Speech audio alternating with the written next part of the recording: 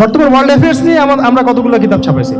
নবী সাল্লাল্লাহু আলাইহি ওয়াসাল্লাম বলেছেন, শেষ জামানার সবচাইতে আমার উম্মতের উপর ভয়াবহ ফিতনা হচ্ছে, কি নাম বলেন? এখন আপনি আমাকে মাদ্রাসার পুরো সিলেবাসে কন্টেন্ট ফ্যাকাল্টি দেখেন, আছে কয়টা কিতাব আছে? সবচেয়ে ভয়াবহ ফিতনা নবীর মুখে, নিজের মুখে বলা, সবচেয়ে ভয়াবহ, এর চেয়ে ভয়াবহ কোনো ফিতনা আসে নাই, আসবেও না। তো এখন আপনি আমাকে বলেন যে এই ফিতনা সংক্রান্ত কতগুলো কিতাব আপনার কাছে আছে বাসায়, বলেন। তাহলে গ্যাপস আছে না আমাদের মধ্যে? গ্যাপস ফিল আপ করতে হবে। কথাগুলো বলার উদ্দেশ্য হচ্ছে গ্যাপসটা ফিল আপ করা। তো এই রিবার সমস্যাটা এখনো আছে। আল্লাহ পাক আমাদেরকে রিবা মুক্ত জিন্দেগি দান করেন, আমিন। এবং আমি রিকোয়েস্ট করব বিনয়ের সাথে যে আমাদের ঊর্ধ্বতন কর্তৃপক্ষ যারা আছেন, শুধু একটা কাজ করেন না, একটা কাজ একটা বছর করেই দেখেন না কি হয়। প্রত্যেকটা মুসলিম, অমুসলিমদের কথা বলছি না, যেহেতু এটা খিলাফা স্টেট না, সেহেতু অমুসলিমরা এখানে জিজিয়া দিবে না।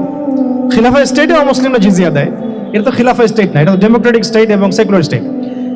শুধু মুসলিমদের কাছ থেকে যাদের নিসাব পরিমাণ সম্পদ হয়েছে জাকাত দেওয়ার, সবার কাছ থেকে রাষ্ট্রীয়ভাবে বাধ্যতামূলক জাকাত নেন, দেখেন না অর্থনীতি সচল হয় না একটা বছর নিয়ে দেখেন না কি হয়। কেউ এই উদ্যোগ গ্রহণ করতে পারতেছে না।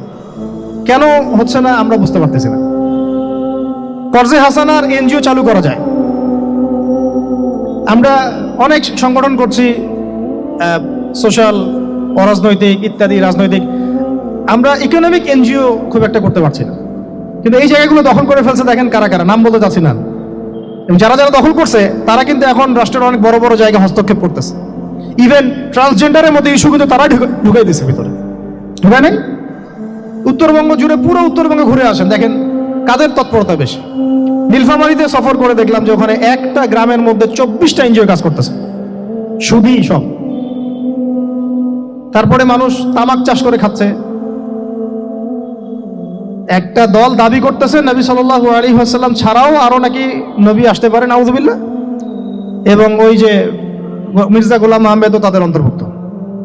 মানুষ ওই দলের নাম লিখাচ্ছে চাকরির জন্য, ব্যবসা করতেছে তারা দেশের মধ্যে। আরে ভাই, শুধুমাত্র তাত্ত্বিক কথাবার্তা না, আমাদের সংগ্রামটা কিন্তু বহুমুখী। শুধু ইলম অর্জন তো একটা বেসিক জিনিস, এই বেসিকটাই এখনো হচ্ছে না আমাদের।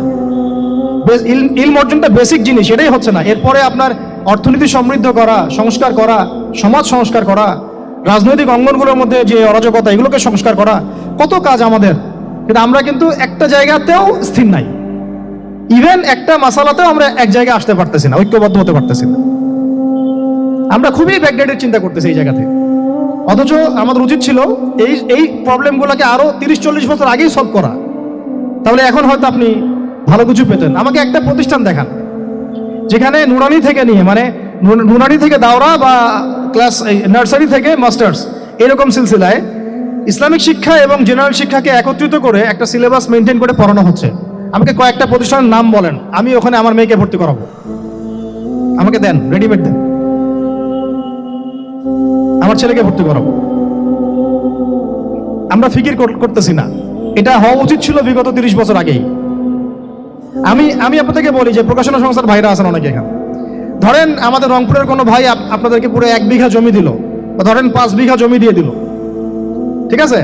আর আমরা সবাই মিলে দেশবাসীর কাছ থেকে টাকা কালেক্ট করে একটা কনস্ট্রাকশন দাঁড় করে প্রতিষ্ঠান দাঁড় করালাম, একেবারে অনার্স, মানে নুরানি থেকে নিয়ে, মানে প্লে গ্রুপ থেকে নিয়ে মাস্টার্স, এরকম ফ্যাকাল্টি আর কি করলাম। এখন ভাই, আপনারা যারা বই প্রকাশ করতেছেন, আমাকে কি আপনারা বই দিতে পারবেন? প্রত্যেকটা ক্লাসে আমি কোন কোন বই পড়াবো পারবেন? আমাকে কি সিলেবাস দিতে পারবেন? কথা বলেন। প্লে গ্রুপে কোন কোন বই পড়াবো আমাকে দেন, নার্সারিতে দেন, STD 1-এ দেন, 2-তে দেন, 3-তে দেন, 5-এ দেন। এভাবে আপনি আমাকে ক্লাস 10 পর্যন্ত দেন। তারপরে কি আপনি আমাকে অনার্স, মাস্টার্স, এই ফ্যাকাল্টিগুলো আলাদা আলাদা, এগুলো কি ইউনিভার্সিটির আদলে আপনি কি আমাকে সাজিয়ে দিতে পারবেন? আমরা জায়গা দিব, টাকা দিব, প্রতিষ্ঠান করে দিব। প্রকাশনা সংস্থা থেকে কি আমরা এতটুকু পেতে পারি? এবং এমন আলেমের প্রোডাক্ট, যে আলেমরা সারা ওয়ার্ল্ডকে ডিল করতে পারে, মানে ইন্টারন্যাশনাল স্কলার। এখান থেকে যাবে ইউকেতে গিয়ে দাওয়াতি কাজ করে আসবে, অস্ট্রেলিয়া গিয়ে দাওয়াতি কাজ করে আসবে, মালয়েশিয়া গিয়ে দাওয়াতি কাজ করে আসবে। আন্তর্জাতিক মানের আলেম আমরা কি জেনারেল শিক্ষিত ব্যাকগ্রাউন্ড থেকে তৈরি করতে পারবো? পারছি কি? আর আপনারা আমাকে বলেন তো ভাই, যে কত পার্সেন্ট মানুষ জেনারেল শিক্ষিত আর কত পার্সেন্ট মানুষ মাদ্রাসা শিক্ষিত? কাদের পরিসংখ্যানটা বেশি? তারা কি, তাদের কোনো অবদান রাখার কোনো সুযোগ নাই? এখন যদি এই ক্লাসিক্যাল পড়াশোনা না হয়, ইলমের এই গভীরতায় না যায় এবং বড় বড় ওলামায়ে কেরামদের সোহবতে তারা না আসে, তাহলে কিভাবে তারা বিশুদ্ধ ইসলাম শিখবে আর প্রচার করবে আর প্রতিষ্ঠা করবে? তো প্রশ্ন কিছু করে গেলাম। আজকে প্রশ্নগুলো রেখে যাচ্ছে এই কারণে, যেগুলো নিয়ে আপনারা ভাববেন যে আপনারা আমাকে একটা ইসলামিক ইউনিভার্সিটি করার মতো বইপত্র আমাকে বানায় দেন না। দায়িত্ব নেন কেউ, আপনারা সবাই মিলে দায়িত্ব নেন। আমি এখানে একটা স্কুল আছে আমাদের ছোট্ট, তহাজিন নুরাইন ইসলামিক স্কুল। এই স্কুল আমরা করেছি প্লে, নার্সারি, কেজি 1, 2, 3, 4, 5 এতটুকু। ট্রাইলিঙ্গুয়াল মানে Bangla medium English version, medium না ইংলিশ ভার্সন আর অ্যারাবিক।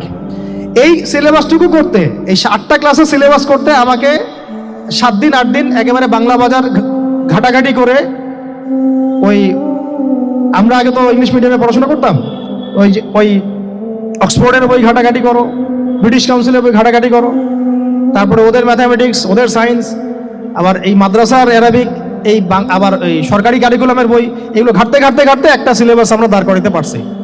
মাত্র 5টা ক্লাস পড়তে পারবে। এরপরে এটা করতে গিয়ে যে দেখলাম যে আসলে এগুলোর যে এত ঘাটতি আছে বাজারে, রেডিমেড কোনো প্রোডাক্ট এগুলো নাই।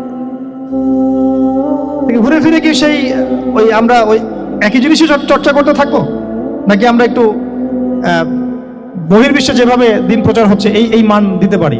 এটা আমাদের উচিত না করার কাজটা? হ্যাঁ, এটা তো আমাদের হাতে রাষ্ট্রীয় ক্ষমতা নাই, থাকলে না হয় উপরের লেভেল থেকে এগুলো করা যায় খুব সহজ। বরং উপরের লেভেলে যারা আছেন তারা তো আরো ট্রান্সজেন্ডার ঢুকাচ্ছেন, আপনারা তো ঢুকাচ্ছেন। তাহলে এই কাজগুলো কাদের করতে হবে? তাহলে বেসরকারি ভাবে করতে হবে। এখন আমরা যারা বইকে ভালোবাসি, জ্ঞানকে ভালোবাসি, আল্লাহকে ভালোবাসি, রাসূলকে ভালোবাসি, চাই যে আমরা যা করছি আমাদের পরের প্রজন্মটা মানুষের মতো মানুষ হোক। কাজ কি কম না বেশি আমাদের বলেন? সেক্ষেত্রে কাজগুলো কিন্তু ওইভাবে হচ্ছে না ভাই। একটা বিষয়ের বই সবাই ছাপাচ্ছি, কেন? কি দরকার আছে? একটা বিষয়ের বই আমি সবাই ছাপাচ্ছি। একটা জিনিস, একটা হিস্ট্রির একটা কিতাব অনেকগুলো প্রকাশনী আপনারা করতেছেন, একই বই ফাইজুল কালাম সবাই করতে আছে।